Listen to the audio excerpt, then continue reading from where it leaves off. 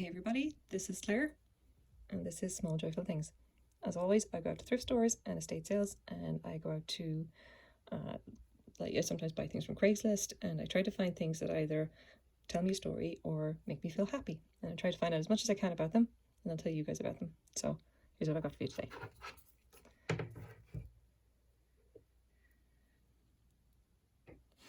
I have a genie box. I kind of think of it as being like this deserves to have, hold it up and it's got like a potion or something in it, or a genie's gonna pop out of it or something. It's just so, it's just so much fun.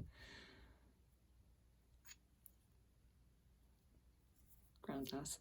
So, okay, what have we got here? This is a perfume bottle with a ground glass stopper. This here has actually been ground out, and that's been ground to match. And it slots in together, and I actually slot it together so that it's not actually going to fall out. Or let's not test that again. I don't want to have another accident. The bottom is smooth, very nicely so as well. It is entirely unmarked. So let's measure it up. Come on. So it is about 3¼ inches across, and if I'm quite careful with it, like including the stopper, which is quite tall, it's about 6 inches high. So it's quite big, it's quite sizable. All right. So if you can actually just see the actual glass itself, that is spattered glass or splattered glass, also called the end of day glass. And it's called that because basically when glassmakers were kind of done at the end of the day, they take like all the chips on the floor and just kind of, whack them all onto a gather of glass and then just kind of make stuff out of it. And you always come out with this kind of cool kind of speckled effect. I actually started calling this the leopard bottle because it reminded me of a leopard spot. In this case, this is not actually end of day because they're obviously doing this intentionally. There's amber on the inside and it's got this pattern of dots all over it that they've kind of, if you see the swirl that comes in. And then when they got up to here, they see the swirl that comes in, and they actually did the neck of this. You can see that the end of it and the inside has been ground out. It's slightly cased. They ground out the actual design, and then they ground off and polished the lip. So it is quite well made. The base is quite heavy. I ended up buying this for $8 in a thrift store because I held it in my hand and it felt so nice just to hold it like this.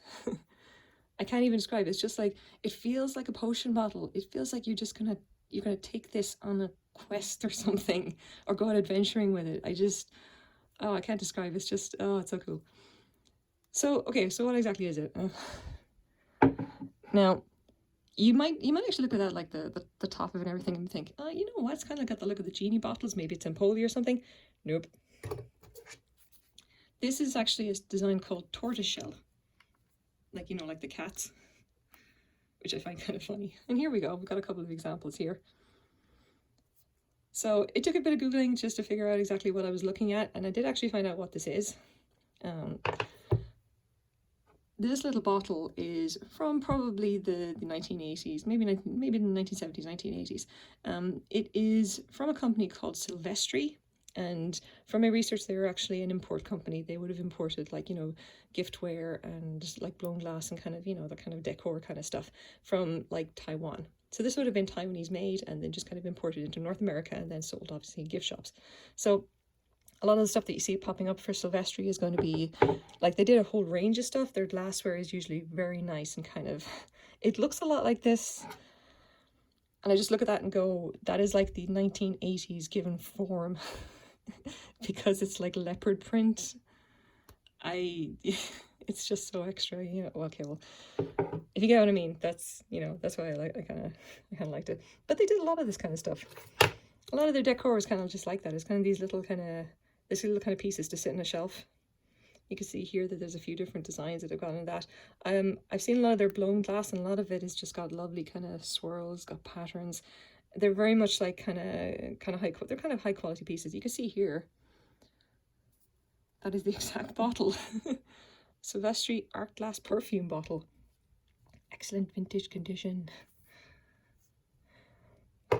So I'm glad I got it. Like it's now one of the things that one of the interesting things about when I actually picked this up is that I paid $8 for this, all right?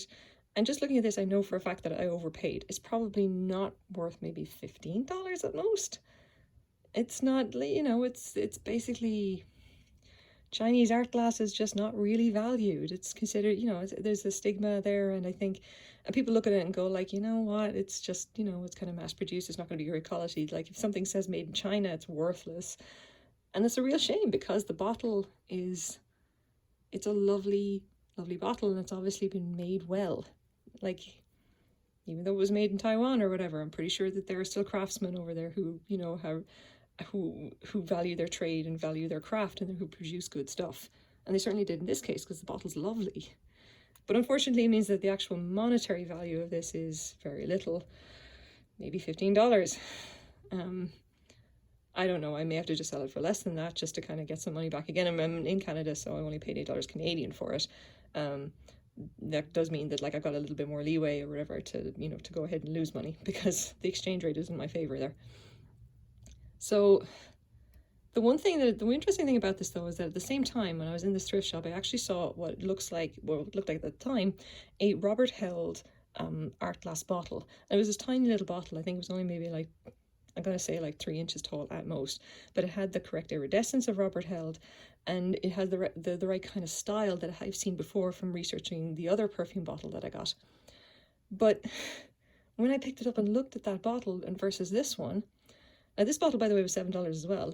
For one thing, it was unsigned, and no guarantee it is actually Robert held. You know, there's a bit of a grey area there. I don't actually know if there's some of his stuff that he didn't sign. And Robert held, if you haven't seen the other video I did on this, is a very well-known Canadian art glass artist who actually operates out of Vancouver. He had a shop, or he had a studio in North Vancouver for years.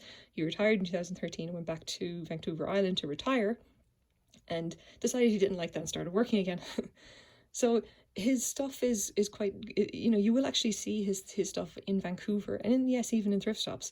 But when I saw this bottle, I was just like, I'm not sure about this. It doesn't feel good in the hand. It doesn't feel good to hold, or to, you know, it doesn't feel as nice to look at. And I kind of looked at it and thought, yeah, this is probably Robert held, and I would say it's probably worth more than this one.